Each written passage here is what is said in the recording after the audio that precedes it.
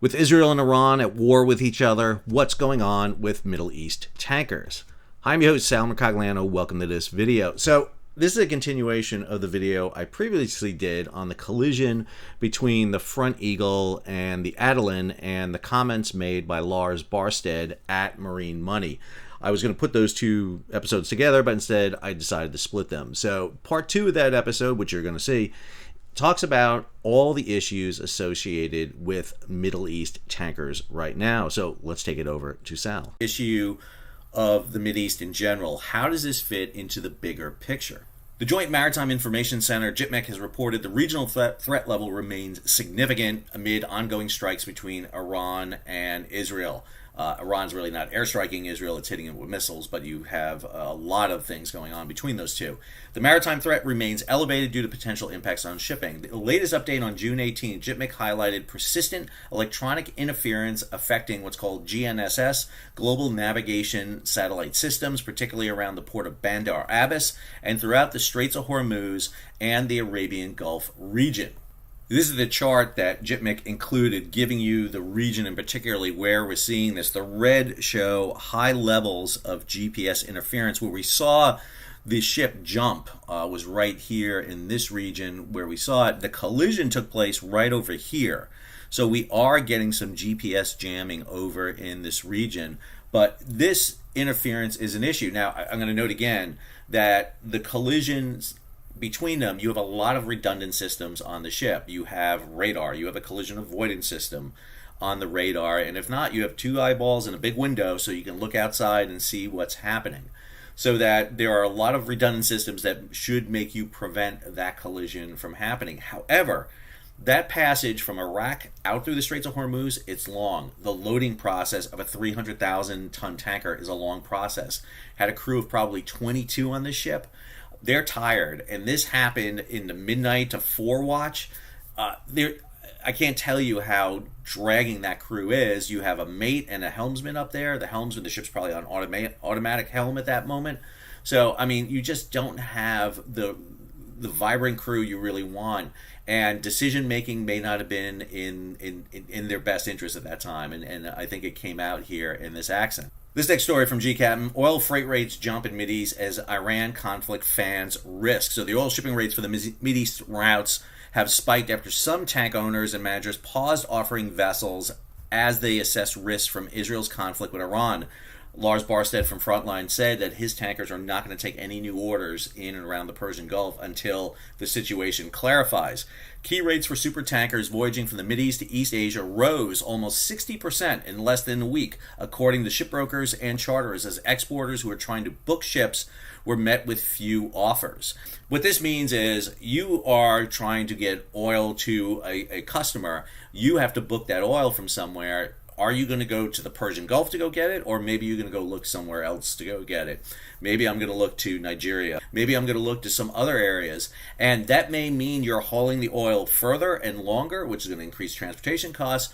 But it may be less risky than going through the Straits of Hormuz into the Persian Gulf. I will say at Marine Money, nobody thought that the Straits of Hormuz were going to close. I mean, everybody was very confident that it's almost impossible to close the Straits of Hormuz. But what they did mention was the chance of potential risk. And potential risk means higher costs, it means more insurance, and it puts their ships at risk, particularly their crews. Next, oil tanker markets signal more Middle East energy disruptions ahead. While global energy markets are not yet pricing in worst-case scenarios, good thing, for the Israel-Iran war, oil tank rates are providing a good real-time gauge of the escalating risk. Geopolitical risk has spiked following Israel's surprise bombardment of the Islamic Republic last Friday and Iran's retaliatory ballistic missile strikes, leading to a rally in global energy prices. At least somebody's happy about this. With Brent crude, this is the main crude oil that's out there, rising 8% to roughly $75 a barrel. So it was interesting on Monday at Marine Money. Everybody was expecting tankers to go up. They didn't. They kind of flat, and matter of fact went down a little bit, but Tuesday and Wednesday they went up quite a bit. And I think it was just a delayed reaction there coming in about it. Next story, Iran's oil exports soar as Israel attack prompts cargo clearout. Iran's oil exports have jumped since the nation came under attack from Israel on Friday. According to a firm that specializes in monitoring clandestine shipping, the Islamic Republic exported an average of 2.33 million barrels a day since June 13th, according to data from tankertrackers.com. My buddy Samir Madani and his outfit. Fantastic follow. If you're on Twitter, go follow Tanker Trackers. You'll love it. It is the wonkiest tanker thing you will ever follow. Believe me, you'll love it. That's an increase of 44% compared with the year through June 12th. The lion's share of that oil, very good, I think lion's a big thing, whatever on. Lion's share of the oil comes from Karg Island, home to a cluster of storage tanks that are critical infrastructure for Iran. So Iran is clearing out its oil, trying to get its oil out so that if there is a blockade, an incursion, or if something happens, they are moving their oil. The difference between today and 10 years ago, or go back to the tanker war of the 1980s, is that the vast majority of that oil that comes out of the Persian Gulf isn't going to the U.S. and Europe. It's going to Asia. It's going to China. It's going to India. It's going to other countries in and around the area. And here's a story. India is preparing to source oil from outside the Persian Gulf and cut its own refined product exports should the Strait of Hormuz be blocked to ship traffic. That's according to the oil minister, Hardeep Puri. After a quarter of the world's oil trade passes through the key waterway, which links the Gulf to the Indian Ocean, some market watchers are concerned that Iran, locked in a conflict with longtime adversary Israel, could choose to attack tankers sailing through. What Puri said was this, quote, "We have enough stocks of crude and refined products. We have enough diversified supplies of crude, and even if there were to be disruption, we can source it from alternative sources." Now, that is the closest source to India. That's a nice short haul from the Persian Gulf to India. If India has to go to the west coast of Africa, if they have to go to the United States, if they have to go to Southeast Asia to go get their oil, that's going to increase transportation costs. And the other issue you have here is the number of tankers. A vast majority of the world's tankers are either sanctioned or not allowed to be used by countries, because if you touch those tankers, you get a sanction from either the EU, the G7, the United States, you name it. And so there are some tankers that are outside that cannot be used. And that means there's less available tonnage capacity out there. And that is a major issue. This next one, Israel-Iran war already taking toll on oil and gas sector. Critical energy infrastructure in Israel and Iran have not escaped unscathed from the first few days of the country's escalated conflict. Worst case scenarios have yet to be realized, but the war is already having a notable impact on energy production and exports. Benchmark Brent has jumped 7%, according to this story at this time, it's 7%. But the key thing here is that both Israel and Iran are targeting each other's oil refineries and storages. In particularly, the Israelis are targeting domestic consumption and distribution centers in Iran. Iran is targeting Israeli refineries and matter of fact, the major Israeli refinery. It's interesting to note that Israel is not hitting the export facilities or the export production on Iran. They're not touching that. They're just trying to disrupt the internal. Iran, on the other hand, is hitting the main production plant for it. So they're both targeting the internal distribution systems that provide refined fuel for the country. So obviously they're waging a little bit of economic warfare here against each other. This next story is one of my favorites because it's dealing with war risk insurance. War risk premiums for Israel surge. War risk is that added premium you have to buy so that if your ship is hit or damaged because of war, you need this. If it's hit and damaged and you don't have war risk, you don't get any money. It's like flood insurance. You need to have this on there, and it's always a good gauge to determine what risk is. War risk insurance premiums for shipments to Israel are as much as 3 times higher than a week ago as the war between Israel and Iran entered its 5th day on Tuesday. The cost of a 7-day voyage, that's usually the shortest period you can get war risk for, to Israeli ports was quoted between 0.7 and 1% of the value of a ship versus 0.2% a week ago. War risk premiums to Israel are still below a peak of about 2% in November of 2023 and were quoted after a Hamas attack on Israel killed 1,200 people and triggered the Israeli invasion of Gaza. You got to remember, too, that's when Israel was under attack by Houthis. We had missile launches going against them. The Houthis have announced they've initiated a blockade against Israel. They have shut down the southern port of Israel on the Red Sea side. However, Haifa on the Mediterranean side, along with Ashdod, is fully open. So a lot is closed, but these others are. But the Houthi have announced a blockade. I'm not sure how they're going to blockade it because the Israelis just struck the Houthi just before this recent attack on Israel.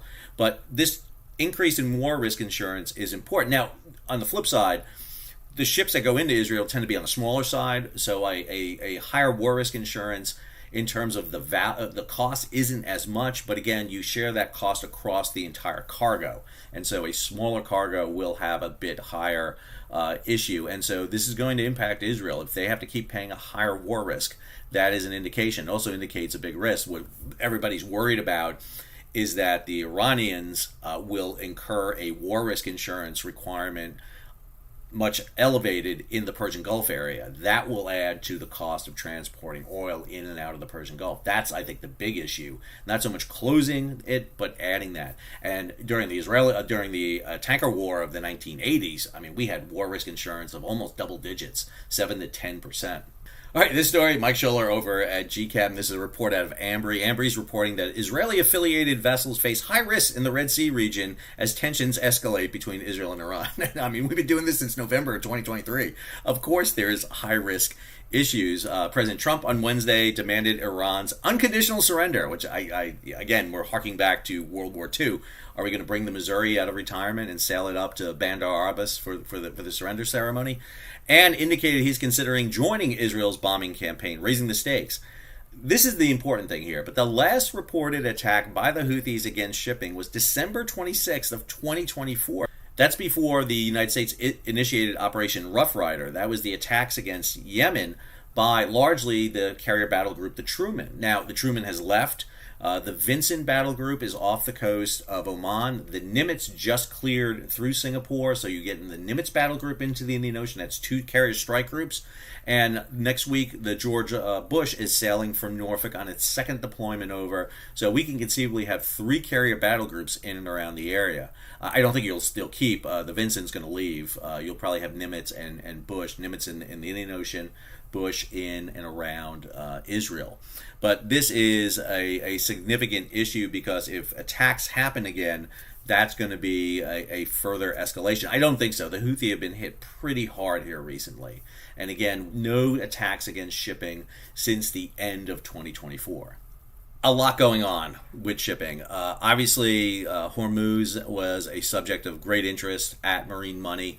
It was a great opportunity. I want to thank Matt and Mike McCleary for inviting me up there. So my talk was between Senator Mark Kelly, who we had on the show. I had a great video with him. I'll have it up here for you. And former Secretary of Commerce Wilbur Ross in the first Trump administration. I talked about the history of American maritime policy and how we got to the Ships Act and the U.S. Trade Representative Section 301 investigation. I hope to have that uploaded. Marine Money recorded everything, so I'm going to get that and I'll upload it so that you can take a look at it. But this situation regarding oil is really important. Understand, the United States does not get almost any oil from the Persian Gulf anymore. We have basically become very self-sufficient in producing our own oil. One of the issues we do have is we don't have the refining capacity to refine all our oil. That is a big issue. So, for example, the shutdown of refineries in California is requiring refined oil to come back into California on the West Coast. Same thing, the type of oil we're making or we're getting through fracking doesn't quite work right in our refineries, so we have to export our lighter crude oil to get heavier crude oil in. This is one of the reasons why you had things like the XL pipeline that was going to come in from Canada, because our refineries need that heavier oil. So we're in a weird situation where we produce all the oil we need, but we don't have the refining capacity, so we have to export. But we don't do a lot of that with the Persian Gulf. We do some, but not a lot. Where that oil goes to is India, Southeast Asia, and China. That's where it goes. Japan too, Korea gets some.